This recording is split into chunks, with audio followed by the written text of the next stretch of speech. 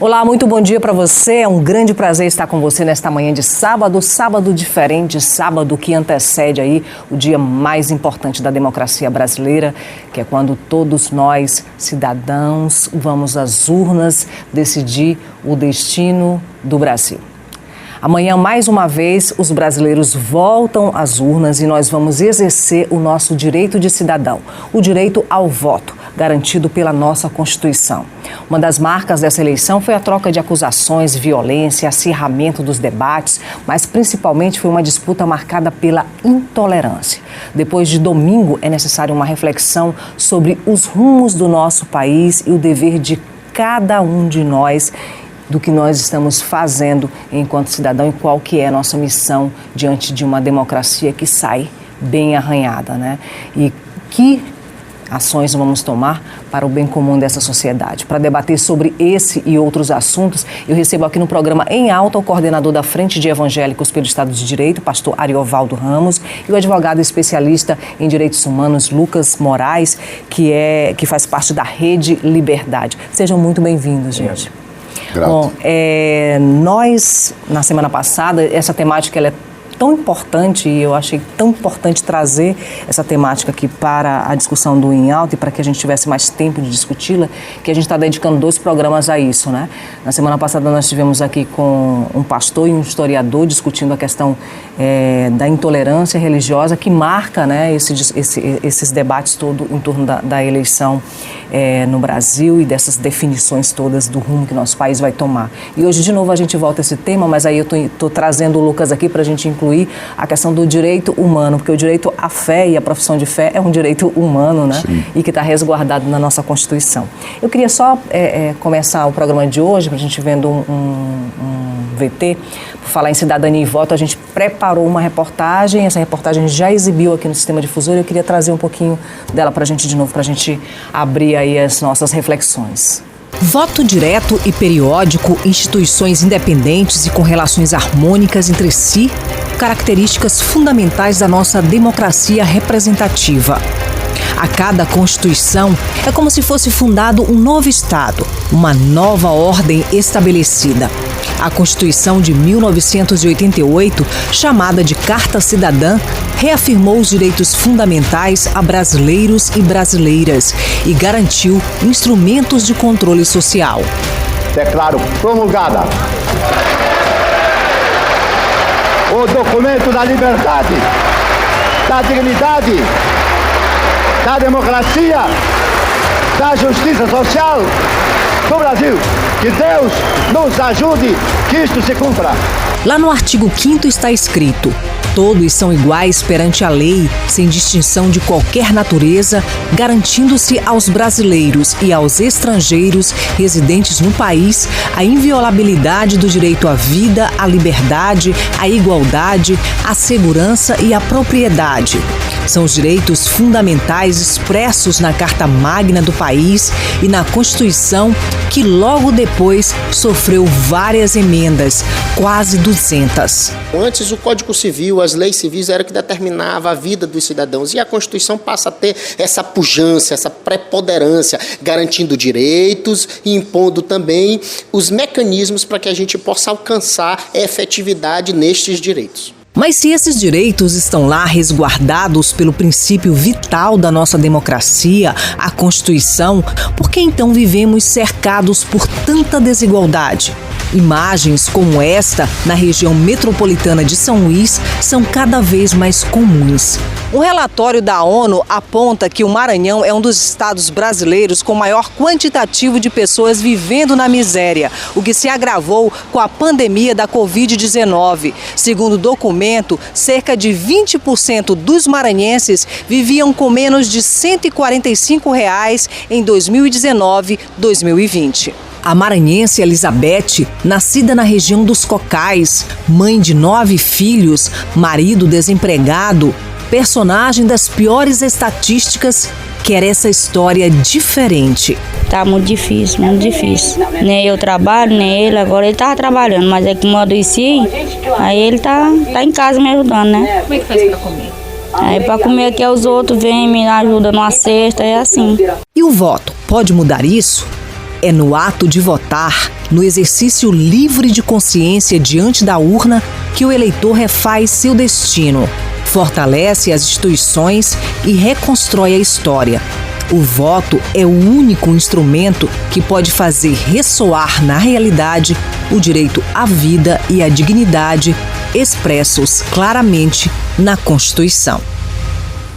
Bom, gente, a gente está vendo aí todas essas garantias de direito e uma das garantias constitucionais desse país é a liberdade de credo, né? E não há nenhum ser tão político que tenha pisado nessa terra quanto Jesus Cristo, né? Este ser político cercado de ética e de amor e que falou dessa justiça que era justiça para os mais humildes. E isso é reconhecido pelo Estado brasileiro, né?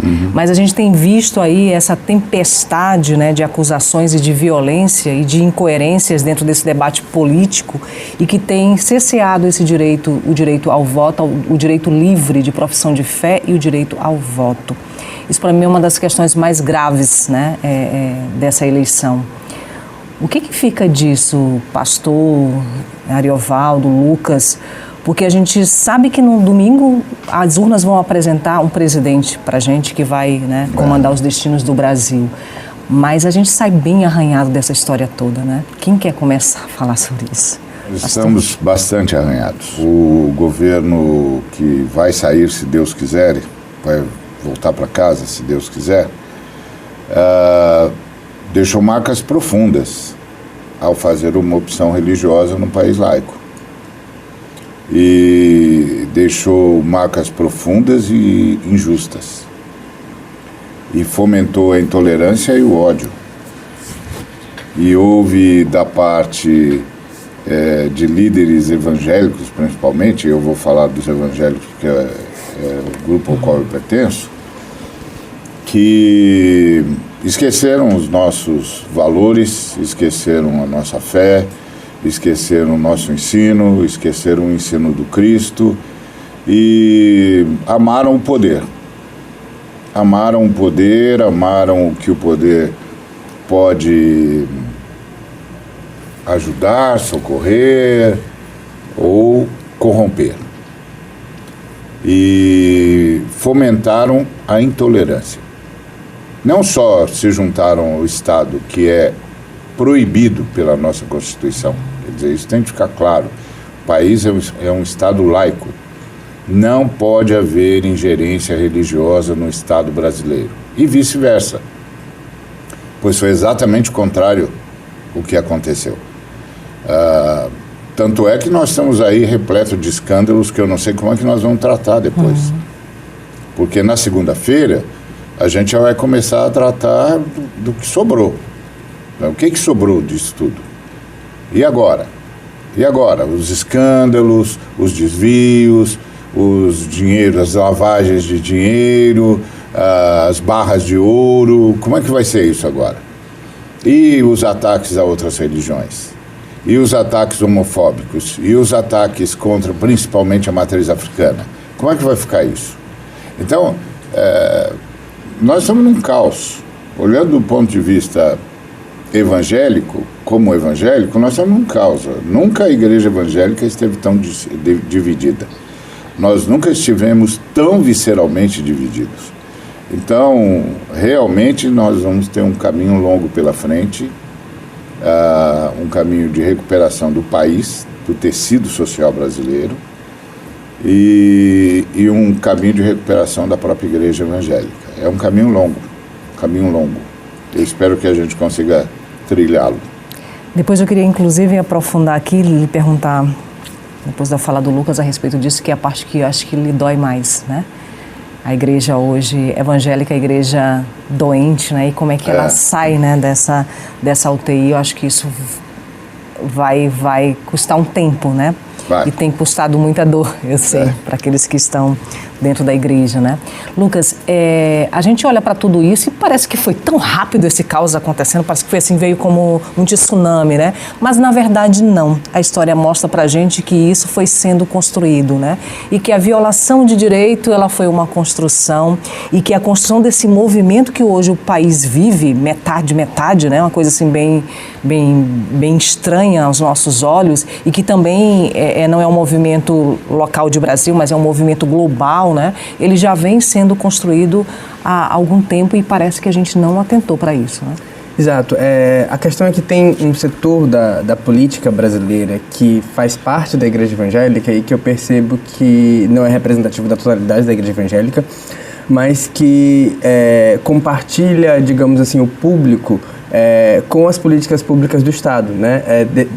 Existem políticas públicas que estão voltadas para garantir os direitos fundamentais, aquele núcleo mais básico de mínimo existencial para as pessoas e que está ameaçado, no caso, infelizmente, da maioria da população brasileira, em função da desigualdade social abjeta na qual nós vivemos. E esse público, ele é tanto um público prioritário para determinadas políticas sociais, como é o público que tem, em meio ao qual as igrejas evangélicas têm avançado significativamente. Isso tem muito a ver com o bálsamo, o acolhimento, né, o amparo que as igrejas oferecem para as pessoas em situação de muita vulnerabilidade. A contradição, no entanto, é que essas igrejas, ao invés de apenas prestar o serviço assistencialista, não estejam também mobilizadas para fortalecer as políticas de Estado que tenham a possibilidade de trazer uma emancipação verdadeira para essas pessoas, ao invés de simplesmente investir em políticas assistencialistas, né, de cunho eleitoreiro, né? Então, a contradição que eu vejo muito é essa. Uma contradição também que eu acho importante, que ressona muito da fala do pastor Ariovaldo, é a noção do fato de que uma das características do ponto de vista da história constitucional, um dos pontos de vista importantes que as constituições modernas trouxeram, foi a noção dos direitos fundamentais como uma defesa das minorias. A gente fundou um Estado democrático e, portanto, que as decisões políticas são feitas pela maioria, mas o que diferencia, o que nos torna um Estado de direito, um Estado democrático, mas também um Estado de direito, é o de que essas maiorias, elas não podem tudo. Essas maiorias, elas precisam respeitar direitos de minorias. E essa foi uma conquista importante, sobretudo para o protestantismo ao longo da história, na fundação do Estado contemporâneo, porque os protestantes eram uma minoria perseguida naquela época, né? E eu percebo que hoje em dia grande parte das igrejas evangélicas esqueceu do compromisso histórico com a defesa dos direitos de minorias, né? Com a defesa desses direitos fundamentais. E aí a gente vê uma noção de cristãos perseguidos sendo veiculada, quando a gente sabe, na verdade, que num país de maioria cristã são outras as religiões que se encontram em situação de vulnerabilidade, notadamente as religiões de matriz africana. Eu queria chamar uma frase aqui, né, que marca muito isso que a gente tá falando aqui, né? Martin Luther King, né? Que para além do seu tempo, né? E para além da luta racial, a luta dele foi para além da luta racial, né? E foi para além do gueto, né? E dos Estados Unidos e ressoou, né? Para o mundo inteiro, né? O que me preocupa não é o grito dos corruptos, violentos, desonestos, sem caráter, sem ética. O que me preocupa é o silêncio dos bons, né? É uma frase que ele traz para a gente refletir. E nos parece que nesse contexto, né, desse debate político tão nocivo, se mexeu muito, se saiu da esfera das políticas públicas, né, da discussão de uma pauta de interesse dos brasileiros e brasileiras, e se foi para usos, costumes e religião. E nisso se toca em afetos, em afetividades, em coisas que são muito caras para nós humanos, né? E que são muito particulares, né? E eu acho que aí foi o grande mal, né, e a grande nocividade, né, desse debate, né, pastor? Pois desde 2016, quando surgiu a Frente de Evangélicos pelo Estado Democrático de Direito, nós estávamos ocupados justamente com essa frase do Luther King: você não pode ficar em silêncio quando você percebe que o abuso vai tomar forma. E em 2016 a gente percebeu isso. Vai haver um golpe de Estado e a gente já sabe o que isso significa no Brasil. porque o Brasil já tem história disso. A história do Brasil é uma história de golpes. Então a gente sabe o que isso significa no Brasil. Isso significa que uma elite retrógrada, escravista, está tomando o poder de novo. E que isso vai cobrar muito caro, principalmente dos pobres, dos pretos, dos marginalizados e das mulheres. As mulheres, então, embora sejam a maioria, são tratadas como se não existissem. Então não é nem minoria, é como se não existisse, porque pode matar de qualquer jeito, pode espancar, pode fazer o que quiser, pode jogar na lata do lixo, e o presidente ri, acha graça e faz piada. Só um parêntese na sua fala, hoje no Maranhão a gente tem quase 50 feminicídios antes que o ano acabe, a gente já tem quase 50 feminicídios. É isso. Então, a gente já sabia. Em 2016, a Valéria, o Anivaldo Padilha e eu estávamos reunidos e decidimos que a gente não podia ficar em silêncio, porque a gente já sabia para onde esse negócio vai. Agora, lamentavelmente, ficou muito pior. Estava ruim, ficou muito pior. Com as eleições de 2018 e a vitória da extrema-direita, o que a gente temia se consubstanciou, virou prática de governo. E a mazela é que esse governo não tinha nenhuma plataforma a não ser a destruição. Destruir, destruir, destruir, destruir. Destruir o tecido social, destruir as garantias fundamentais, destruir os avanços civilizatórios, destruir os direitos humanos, destruir os direitos trabalhistas, só destruir, destruir, destruir. Então, qual a plataforma que ele foi buscar para garantir a legitimidade, pretensa legitimidade dele, entre aspas? A religião. E aí teve uma urdidura evangélica. Isso é que é angustiante. Teve uma urdidura evangélica.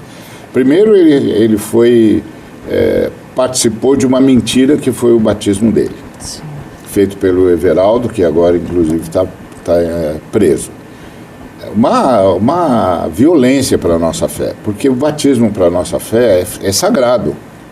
É sagrado. Você batiza o sujeito porque ele confessou a fé dele em Jesus Cristo, como ensinam os protestantes. É óbvio, porque ele pode confessar isso sendo ortodoxo ou sendo romano, mas agora ele está confessando isso como um protestante.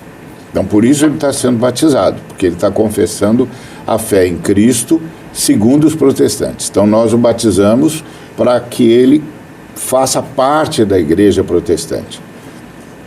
Aquilo era uma mentira. Aquilo era uma fraude.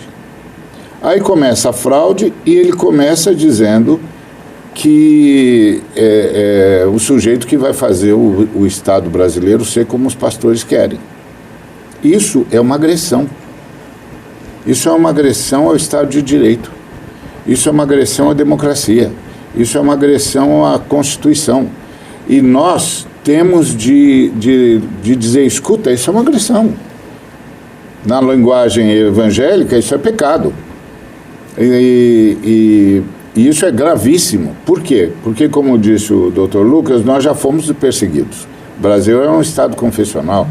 Quando a gente chegou aqui, a gente não podia ter igreja, a gente não podia enterrar os nossos mortos, a gente não podia batizar os nossos filhos, a gente não podia celebrar casamento.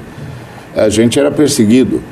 Então, para onde que ele foi? Ele foi para os pentecostais e os neopentecostais, porque eles são novos. Nós chegamos em 1850, eles só chegaram em 1910. Então, quando eles chegaram, não tinha mais Estado confessional. Eles não têm memória. Eles não têm memória histórica da perseguição no Brasil.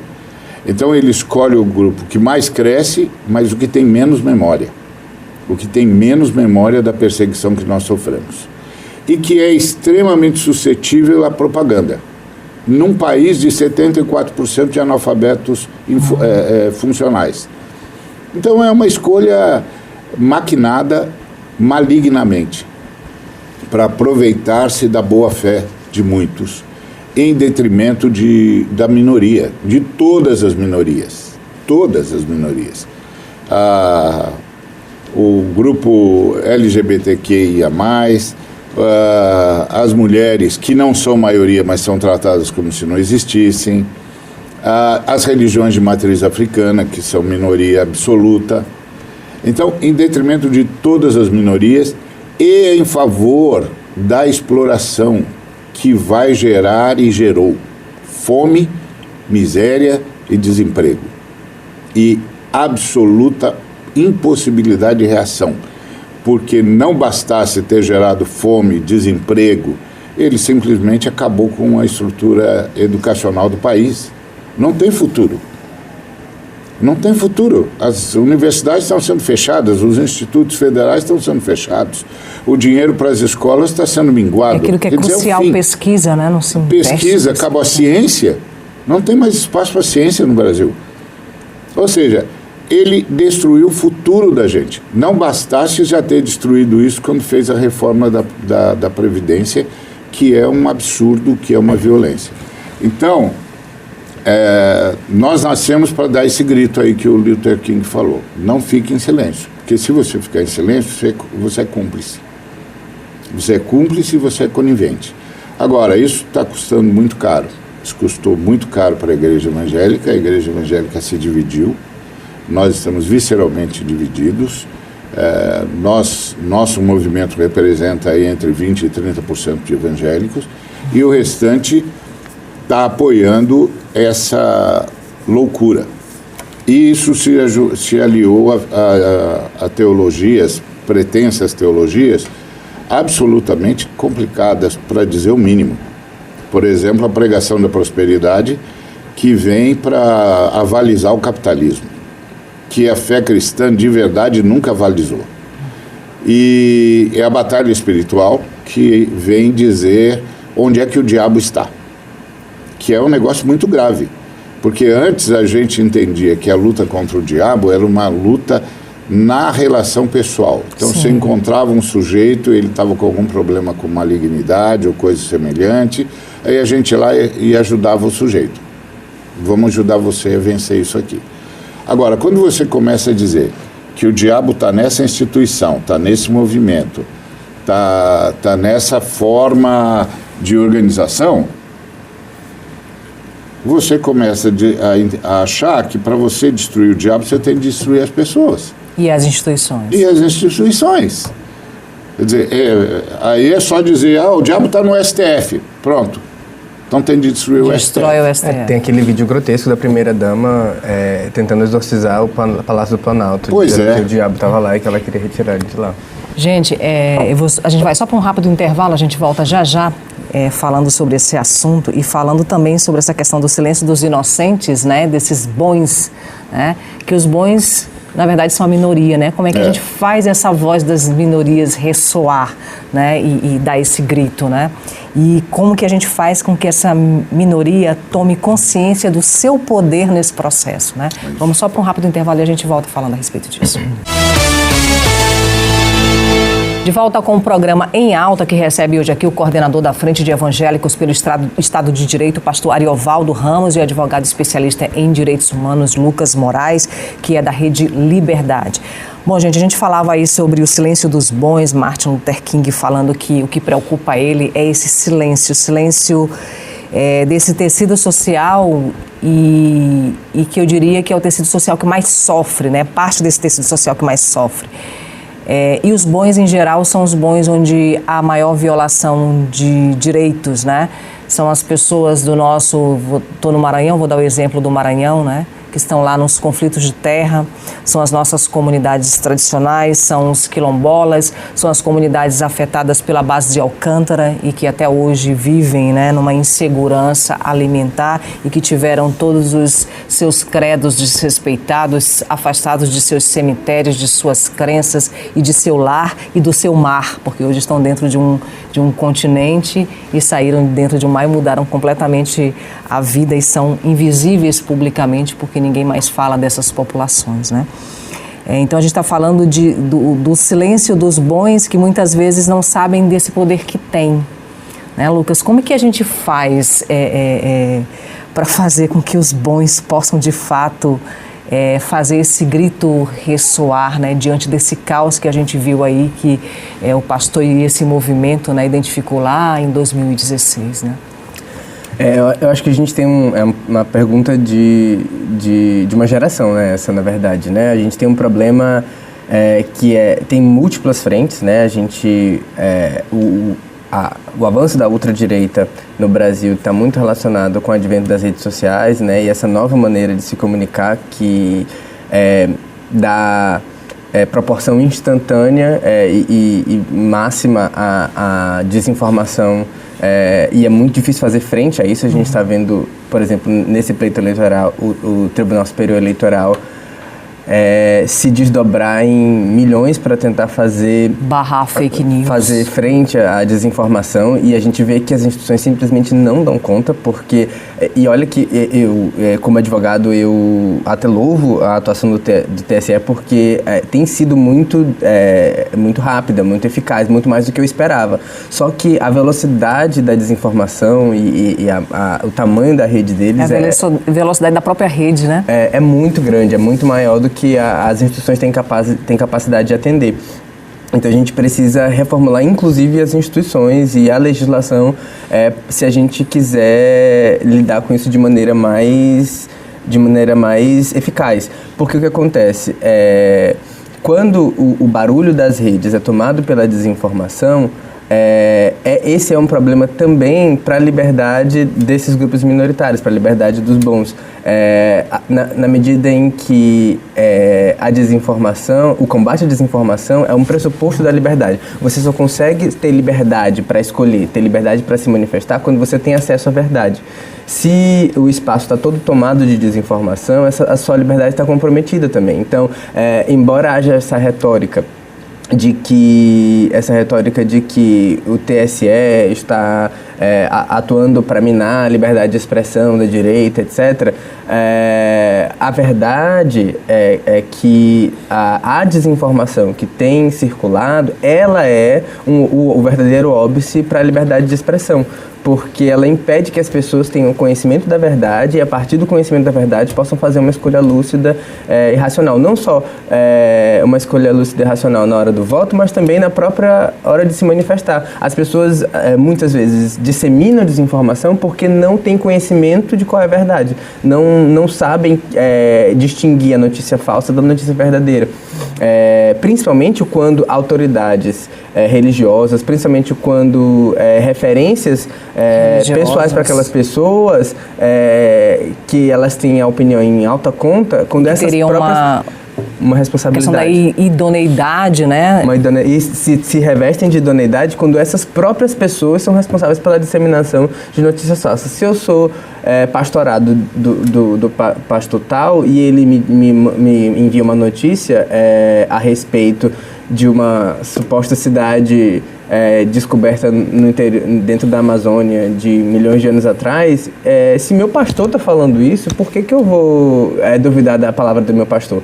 Né? Então, a gente não sabe, na verdade, como fazer frente de verdade a esse processo. Eu acho que o TSE avançou muito esse ano, o Tribunal Superior Eleitoral, o Poder Judiciário, no sentido de criar mecanismos jurídicos mais céleres para fazer frente a esse processo, mas a gente está muito aquém de fazer frente na medida em que é necessária para a gente garantir a liberdade de expressão e, por consequência, a gente garantir o pleno funcionamento do processo democrático. Vamos colocar aqui, produção, mais uma frase aqui para ajudar a gente aqui a pensar, né? Capuano Tiago: o maior crime que um cidadão pode cometer contra a sociedade e a justa democracia é a idolatria a seus líderes políticos, né? A gente tem visto isso, né? A idolatria dentro das igrejas, né? Mitos que foram criados e que são muito mais famosos do que... E eu falo igreja no sentido geral, né? Não só a igreja evangélica, mas em todas as profissões de fé a gente vê isso, né? Os mitos e que aparecem mais do que o próprio Jesus Cristo, né? E a gente vê os mitos também nas instituições, né? Que as instituições são feitas de pessoas falhas, mas parece que as pessoas são mais importantes do que a instituição, né? Do que aquela premissa e o princípio da instituição. E se a gente tem instituições doentes, a gente tem uma sociedade doente e a gente tem uma democracia muito doente. E essa conta é alta, né, pastor, para a gente pagar depois, né? É altíssima, porque se um local que deveria ser um verdadeiro emissor da verdade é corrompido, você fica sem referencial.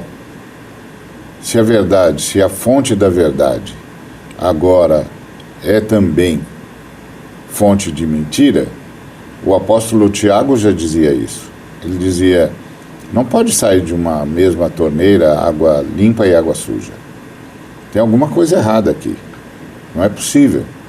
E foi isso que eles fizeram com a igreja evangélica. Eu não foi só com os evangélicos, mas eu só tenho autoridade para falar do meio onde eu estou. De repente, nós nos tornamos uma fonte dúbia. E a credibilidade da nossa mensagem foi colocada sob juízo. E quando eu levanto e digo que Jesus ama a humanidade, que todos os seres humanos precisam ter um encontro com Cristo, que Cristo é o Redentor da humanidade, que a mensagem dele é do amor, do perdão, da reconciliação, do amar-se uns aos outros. Como que alguém vai acreditar nisso se os evangélicos estão perseguindo uma outra religião, só porque o sujeito não pensa como ele? Ou perseguindo um grupo da população brasileira porque não se comporta como eles acham que deveriam se comportar? Onde é que está o amor de Cristo? Onde é que está esse Jesus extraordinário que disse que era para dar a vida pelo próximo? Que o próximo é a minha referência, que eu tenho de perguntar todos os dias de quem eu serei próximo hoje, quem é que eu vou poder ajudar. Esse foi o grande ensino do Cristo, que todo dia a gente se levanta perguntando: quem será que eu vou conseguir ajudar hoje? Em quem que eu tenho de prestar atenção, que eu possa socorrer, que eu possa tirar de uma situação difícil? O que eu tenho de estar disposto a abrir mão para abençoar um ser humano? Isso foi o que Cristo nos ensinou. A credibilidade disso está sob juízo. Quando você tem sujeitos falando em arma, quando você tem sujeitos dizendo que é para destruir a religião A, B ou C, quando você tem sujeitos dizendo que se fulano ou cicrano não se comportam como ele acha que deveria se comportar, ele precisa ser execrado. E agora, mais recentemente, nós estamos aí à véspera das eleições, gente foi expulsa da igreja porque não vota com o pastor. Quer dizer, a mensagem do Cristo é quem mais sofre. É quem mais sofre. Porque se o camarada que diz ser representante do Cristo está fazendo exatamente o contrário do que o Cristo ensinou, toda a credibilidade da mensagem evangélica está sob juízo. Então isso é angustiante, isso vai custar muito caro. Nós vamos ter de repensar a nossa própria história, nós vamos ter de começar a ensinar tudo de novo. Nós temos um trabalho sério que é um trabalho de formação de base, justamente para tentar vencer isso. Mas não será fácil e não será rápido. Vamos trazer outra frase aqui para a gente? Essa frase que está aqui no TP, pode colocar aí no ar para a gente? Se é verdade que a unidade é requisito inevitável para a missão, também é verdade que a missão se materializa e se confirma na unidade. O que a gente está vendo é que essa unidade ela não está acontecendo, né? Não. A unidade deveria ser, se existe uma eleição, o que é melhor para o Brasil, né? Qual que é a pauta política, a pauta das políticas públicas, onde é que estão as fragilidades, o que eu como candidato, né, e eu como representante de um lado, né, poderia fazer para que esse Brasil amanhã fosse um Brasil mais justo. E nesse discurso, pastor, aí do Cristo, né, ele é carregado de justiça, né, de amor. Isso. E me parece que é a premissa de todas as religiões, independente do credo, né? As religiões, elas pregam isso, né? Justiça, liberdade, amor, fraternidade, bem comum. E aí, Lucas, eu passo a bola para você. Quando a gente vai lá na Declaração Universal dos Direitos Humanos, quando o mundo sai daquele caos, né, da Segunda Guerra Mundial, sem qualquer ordenamento, sem saber o que fazer a partir dali, né? E nasce aí, né, a Declaração Universal dos Direitos Humanos, que foi parâmetro, né, para as constituições, para que os países e o mundo pudesse se reordenar socialmente. lá na Declaração Universal dos Direitos Humanos também tem isso, né? Tem o bem comum, tem a justiça, né? Tem o amor, né? Tem tratados, né? que são caros para o mundo e que parece que quando a gente amplia essa questão para sair do Brasil e para ir para o mundo também, não é só o Brasil que está vivendo esse caos, a gente também vê isso em todas as construções de Estado, né, de outros países, né, nas lideranças que estão assumindo esse discurso, né, muito conservador e que me parece que é muito distante da realidade das minorias, né? Nesse aspecto eu vou até fazer uma palavra de esperança, assim. Eu acho que a humanidade ela tem esses ciclos, né? Esses ciclos de fortalecimento das instituições e do sistema democrático do século XX para cá, mas assim, digamos assim, de apaziguamento das desigualdades e da violência interna das nações, e aí a gente entra em um novo ciclo esse primeiro ciclo se esgota e a gente entra num novo ciclo de radicalização. Mas, dito isso, eu acho que a gente também a gente precisa ser capaz de fazer a avaliação do que foi construído. Da Segunda Guerra Mundial para cá, é importante a gente lembrar que, até então, a noção de soberania dos Estados ela era absoluta, né? Só que essa noção de soberania absoluta, de impossibilidade de intervenção, de relativização da soberania, ela gerou a possibilidade, por exemplo, de que a Alemanha, dentro do seu território, fizesse as barbaridades que fez, né? E tratasse os cidadãos alemães que não eram considerados arianos como tratou. E aí percebeu-se que era tão importante alçar a dignidade da pessoa humana, independente de nacionalidade, independente de credo religioso, independente de gênero, independente de raça, alçar a um patamar tão elevado que a dignidade da pessoa humana ela é capaz, inclusive, de fazer frente à soberania dos Estados. Não tem Estado que seja soberano o suficiente para relativizar a dignidade da pessoa humana. A soberania dos Estados se relativiza, a dignidade da pessoa humana não. A pessoa ela é dotada dessa dignidade a partir da adoção desses tratados internacionais, do qual a Declaração Universal dos Direitos Humanos é o maior expoente. A partir de então, a dignidade da pessoa humana ela é válida em todo e qualquer território, em todo e qualquer lugar do mundo. Reconhecida pelo Estado brasileiro, né? Reconhecida pelo Estado brasileiro e pelos outros, e o suficiente para despertar, inclusive, a pretensão de intervir em prol da defesa desses direitos humanos fundamentais nos territórios. É claro que há distorções disso aqui e ali, e é claro que as instituições elas vêm sendo depauperadas mais recentemente. Só que eu acho importante a gente perceber que as instituições elas funcionam. Elas recebem golpes, elas falham aqui e acolá, mas uma coisa que eu fico pensando é o quão pior a gente podia estar, considerando o ânimo destrutivo das pessoas do grupo político que está no comando do país, o quão pior a gente podia estar se não fossem as instituições fazendo frente aos avanços que foram feitos atualmente.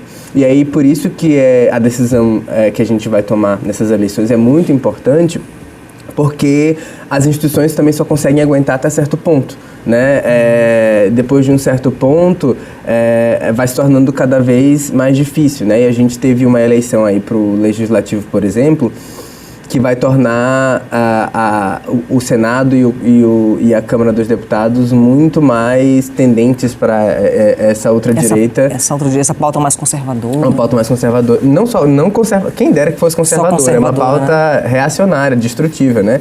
Que o conservador ele quer conservar as instituições. Quem dera que as pessoas que estivessem lá estivessem querendo conservar as instituições. Os grupos políticos que estão lá estão querendo implodir as instituições, né? Essa tem sido a pauta. E as instituições têm resistido bravamente, mas essa resistência vai dando sinais de vacilar, né? E o próximo presidente da República, ele vai escolher no mínimo 2 ministros do Supremo Tribunal Federal. E o Poder Judiciário tem sido uma frente importante de resistência a essas investidas, né? Quando o presidente escolhe mais ministros do Supremo Tribunal Federal. Há notícias de eventuais tentativas, inclusive, de ou fazer impeachment de ministros do Supremo Tribunal Federal ou de passar emenda constitucional para aumentar a quantidade de ministros e assim poder nomear mais ministros, né? Quando você vai capturando as instituições dessa maneira, elas vão perdendo a possibilidade de fazer frente, né, a esses avanços. Então, o perigo é grande, mas eu acho que é importante a gente ver o copo meio cheio também. A gente vê que as instituições funcionaram até aqui. Podia ser muito pior do que está. E agora a gente tem a oportunidade de fazer uma avaliação do que aconteceu e tomar uma decisão que vai nos permitir manter essas instituições funcionando. Bom, e aí a gente vê que nessa história toda, o último final de semana foi uma grande lição e uma lição estarrecedora para a gente, de cenas assim extremamente terríveis de se assistir, né? No ataque lá à Polícia Federal, com armamento, com você não poder cumprir, né, uma prisão determinada, né, e você ser recebido com armamento pesado e você ferir policiais, né, em cumprimento de dever de ofício da Polícia Federal, e você desrespeitar uma determinação do STF, né, e assim, até onde vai, né, até onde para onde que a gente está caminhando, né, e que espaço sobra para a gente discutir o papel dessas instituições. E me preocupa muito porque a gente tem hoje uma corrupção institucionalizada com orçamento secreto, por exemplo, né, e tantas outras questões aí, né, que são indecentes de se ver e de se assistir, e são pautas que precisam ser corrigidas. Ou seja, o Brasil vai ter que ter um tempo de reconstrução, e isso vai custar caro, vai custar mais de 4 anos aí, né, de governo. A gente vai levar tempo, né?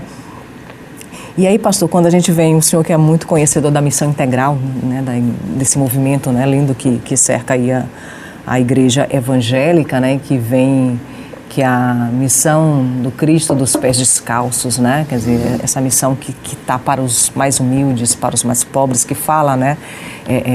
E que coloca, né? Esse amor do Cristo em evidência, né? Deve ser difícil para o senhor, e aí é uma pergunta muito pessoal, de assistir tudo isso acontecendo, né? Como fica, né, a igreja evangélica? O senhor está falando de 20% a 30%, mas sobram aí 70%, né, dessa igreja, né, que adotou uma outra pauta, né, uma pauta diferente daquela que é o cristianismo primitivo, né? Para onde a gente vai em se falando de igreja evangélica, já que é uma fatia importante, né, e grande da sociedade brasileira? Né? É uma fatia grande e crescente, né? Cresce a olhos vistos.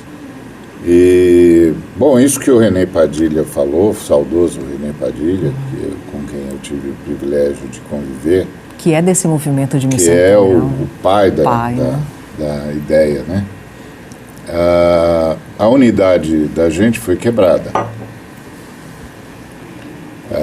Não apenas a unidade no sentido institucional do termo, mas ela foi quebrada no sentido teológico do termo. Nós não cremos mais nas mesmas coisas. E não temos mais o mesmo Deus. Haja vista o fato de que uma parcela considerável da igreja evangélica trata o ainda presidente da República como um mito, como se fosse um outro Deus ou uma outra manifestação divina. E isso é idolatria. O que para nós protestantes é pecado insustentável. Não tem como justificar a idolatria no nosso meio. E há um grupo de ditos evangélicos que elegeu um mito, elegeu um semideus, elegeu alguém que eles entenderam digno de honra e passaram a honrá-lo da forma mais acrítica, perversa e pecaminosa possível, porque passaram a desculpar todos os absurdos, a tentar justificar tudo. Então ele diz que não vai estuprar uma mulher porque ela não é bonita o suficiente, e esse grupo que deveria imediatamente ser tomado de asco, acha um jeito de passar o pano. Aí ele diz que pinta um clima diante de adolescentes, e esse grupo que deveria ter ojeriza disso e denunciar isso como pedofilia, passa o pano. Aí ele ofende as instituições, chama o povo para apoiar um golpe de Estado, e esse povo que deveria ser o povo que mais sustenta a ordem política e institucional do país, porque nós fomos orientados por Deus a viver sempre sob o princípio da autoridade democrática, porque a primeira coisa que os apóstolos nos ensinaram para resolver problemas foi fazer um ato democrático, começa a apoiá-lo. Então isso é uma divisão visceral no nosso meio.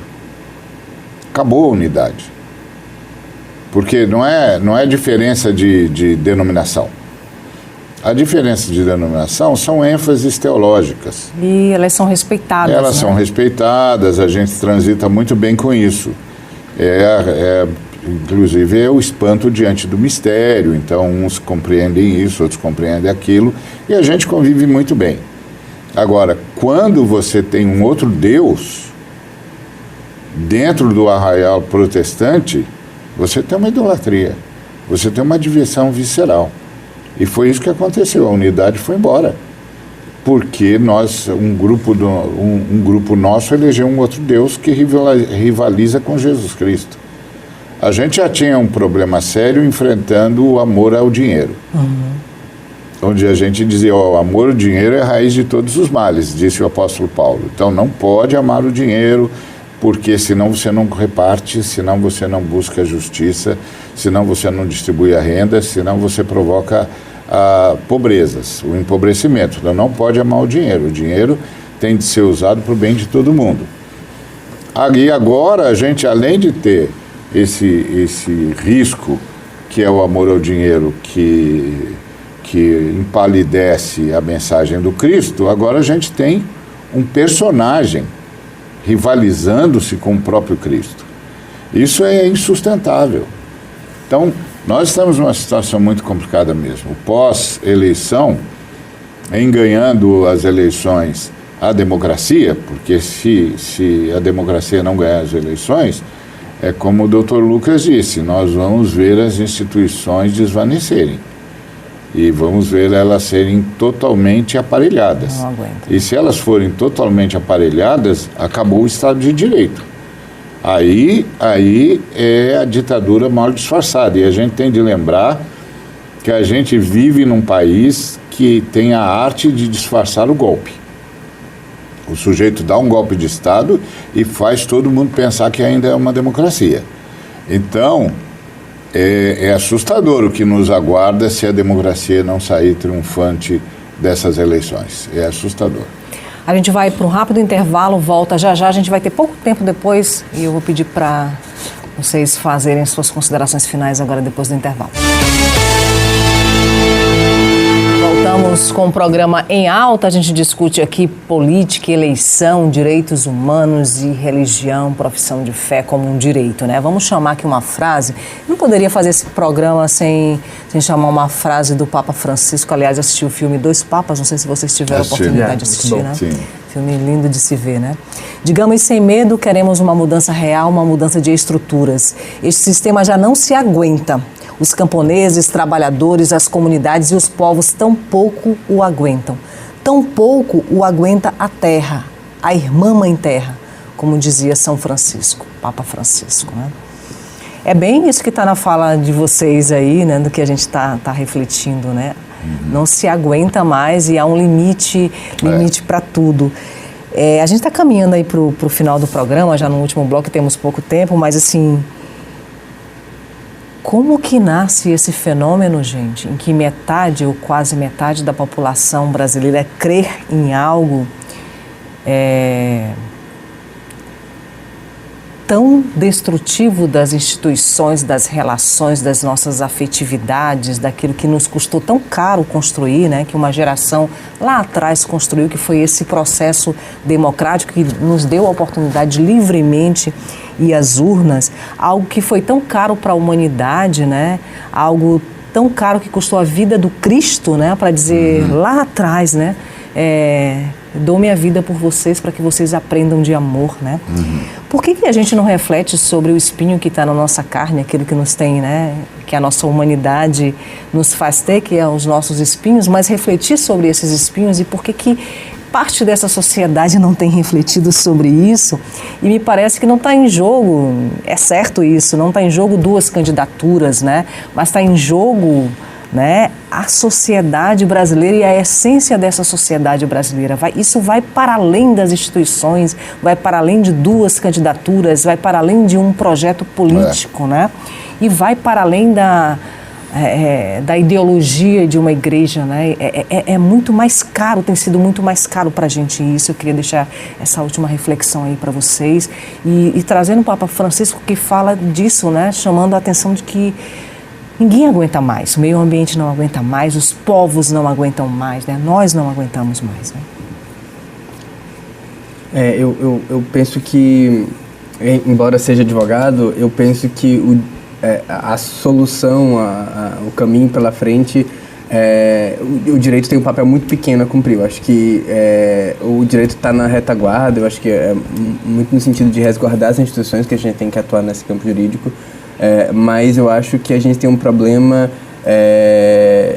de afeto no Brasil. Assim, eu acho que tem afetos muito legítimos, e aí o pastor pode falar muito melhor do que eu sobre isso, mas tem afetos muito legítimos na população brasileira que foram capturados e manipulados e distorcidos por esses vendilhões da fé, pela outra direita, por esses pastores equivocados, né, e que estão sendo instrumentalizados eleitoralmente. E eu acho que a gente precisa encontrar um caminho de contemplar o afeto dessas pessoas, acolher esses afetos e ressignificar como essas pessoas têm mobilizado esses afetos. Mas essa não é uma tarefa que o direito consegue exercer. Eu acho que a gente tem que, inclusive, reeducar as pessoas. E eu acho que uma deficiência muito grande do Brasil é que as pessoas, elas são colocadas para exercer a cidadania a partir dos 16 anos, que é quando você começa a poder votar, mas as pessoas fazem isso sem saber, sem nunca terem sido ensinadas a respeito do que é a Constituição, quais são os direitos fundamentais, por que esses direitos são fundamentais e outros não são. E aí a gente está falando de um processo educativo que o Brasil falha muito, desde o início ali da ponta. Exatamente, a gente não sabe, as pessoas não sabem por que a gente tem uma divisão em 3 poderes, que os 3 poderes têm a missão mútua de se fiscalizar mutuamente. Enfim, é uma série de compreensões que faltam para as pessoas no exercício da cidadania diariamente, e essas lacunas, elas são instrumentalizadas. As pessoas, elas são manipuladas justamente porque alguém percebe que lhes falta a compreensão do processo e capitaliza em cima dessa ausência de compreensão. Então, eu acho que esses são os caminhos assim, que a gente precisa investir no futuro, mas não é uma tarefa fácil, nem é uma tarefa de um mandato, né? Então não vai ser um problema que a gente vai resolver no próximo mandato presidencial, mesmo na melhor das hipóteses, né? Então, acho que é por aí. E esse processo educativo, ele dá, né, para as pessoas, o processo educativo correto, ele vai dando para as pessoas essa noção de quem se é. E quando a gente sabe quem a gente se reconhece como um cidadão de direito e que tem um imenso poder, né? O problema é que esses bons do qual a gente fala, né, dessas que em geral são essas minorias afetadas, né, pela opressão, elas não se reconhecem como detentores desse poder. Por isso a manipulação ela é um processo muito danoso e muito efetivo sobre as massas, né? Isso está dentro da igreja, dentro da própria casa, nas famílias, né, pastor? Parece que esse movimento capturou muito isso, as afetividades, o afeto dentro das próprias famílias, né? Pois é, o Brasil é oriundo de 4 séculos de escravização. 4 séculos de escravização deixam marcas indeléveis numa sociedade. De um lado, um escravismo atávico. O sujeito é descendente de senhores de escravo e continua se portando como se fosse um. e deixa também um servilismo atávico. A sensação aos pobres, aos pretos, aos vulneráveis, de que eles não têm força, de que eles não têm nenhum poder e que eles não têm como reagir. Que o máximo que eles podem é achar um jeito de sobreviver. Isso é cruel. Isso é cruel. A única coisa que pode mudar isso é uma educação profunda, séria, que reveja toda a nossa história e que ajude a sociedade brasileira a se enxergar de novo, como você disse, ver-se. E isso é educação, processo educativo que até agora no Brasil não existe. Não existe. A educação no Brasil é uma educação para favorecer a elite. E esse é um caminho longo. Não será resolvido num mandato só. Agora, começa com a decisão que a gente tiver. Se a gente vai manter um projeto de civilização ou se a gente vai abraçar a barbárie na qual a gente já está. Então, o que está sendo decidido nessas eleições é o que nós, brasileiras e brasileiros, queremos. Nós queremos a civilização, nós queremos o progresso, nós queremos a justiça, nós queremos a igualdade, nós queremos a emancipação humana, ou a gente quer essa barbárie que está aí? A gente tem que decidir isso. Porque se a gente decidir pela democracia e pela civilização, então a gente vai começar um caminho longo, mas vai começar o caminho certo. Lucas, só para a gente se despedir, que nosso tempo acabou. Eu acho que, emendando o que eu tinha falado, um papel importante das instituições democráticas e do direito nesse processo é garantir que as barbaridades que foram cometidas nos últimos anos não passem impunes, né? A gente tem uma condição, só para citar tem a condição desastrosa da pandemia, que legou mais de 600 mil mortos desnecessários no Brasil, né? E as autoridades que foram responsáveis pelas omissões e pelas comissões dos crimes bárbaros na condição dessa pandemia, elas precisam ser punidas, sim, assim como diversas outras barbaridades que foram cometidas nesse período, né? Então, que a gente consiga abrir um novo capítulo depende de que a gente não se esqueça do que foi cometido e que essas pessoas não passem impunes. Porque é assim que a gente garante que essas coisas não vão acontecer de novo, né? É assim que a gente registra na história do país que as barbaridades cometidas foram punidas e que o direito e o Estado de Direito prevaleceu. Gente, eu queria muito agradecer a presença de vocês, do pastor Ariovaldo, do Lucas. É uma temática importante de discutir, difícil que dói, né, a gente discutir, né? E amanhã, domingo, né, a sociedade brasileira, homens e mulheres estarão indo às urnas, né, exercendo esse poder que nós todos temos, né, de decidir o destino do nosso país. Muito obrigada pela presença de vocês aqui. Eu que agradeço. Obrigado. E a você, a gente deseja um excelente voto. Você vai acompanhar durante todo domingo a cobertura, né, das eleições aqui no Sistema Difusora de Comunicação, no SBT. A gente trazendo para você todas as informações.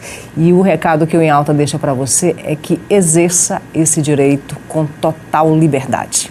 Diante das urnas, é você, a urna e a sua consciência. Mas que a sua consciência lembre lá daquilo que ficou de maior legado para a humanidade, né? Justiça, né? Que esse voto seja um voto carregado de justiça e de amor pelos mais humildes, tá bom? Um ótimo final de semana, um grande beijo e até o próximo.